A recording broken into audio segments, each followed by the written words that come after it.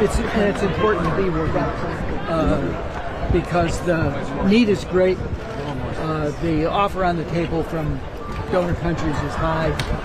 So hopefully we can pull something together. Pay fair share. The National Climate Equity Platform. You forced to get Biden elected to put you in power, and now you will do with the U.S. fair share. That's right. You got the big green and the environmental justice groups together, and now you're selling them all out. You said fair share. That was your platform. You got elected on.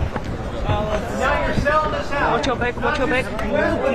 Watch your back, watch your back, watch your back. Save, Podesta, save. No progressive credentials. Legacy of burning the planet. You don't need it.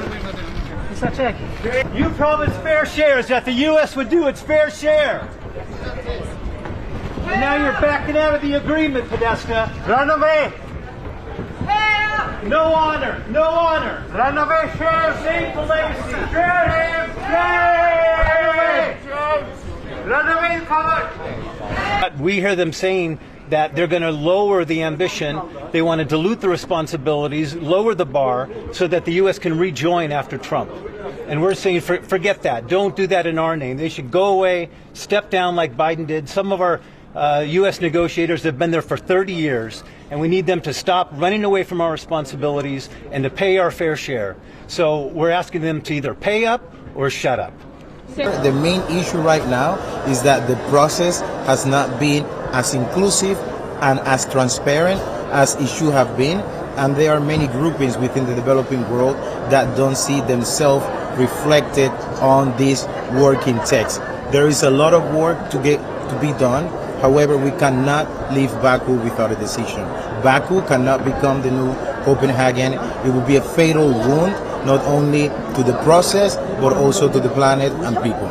We're here as a group of AOSAs and LDC. We've just walked out. We came here to this COP for a fair deal.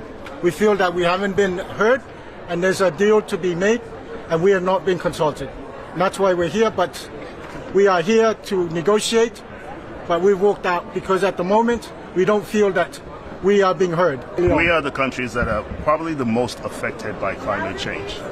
Our countries have not contributed a lot, but we are affected. That's why we're here to negotiate on behalf of our countries. We've made our needs and wants known. They're being ignored, and that's why we walked out. But the problem is that this has been released very late. It was released yesterday. The timing is very short. So we have some countries which are the most with the least capacity, not feeling satisfied. We need them to be able to move and deliberate. But I will encourage the North to step up. So what happened today is that the moral compass of the world, the most vulnerable countries on our planet, have walked out of the negotiations after the developed world failed to honor the promise they've made to provide climate finance.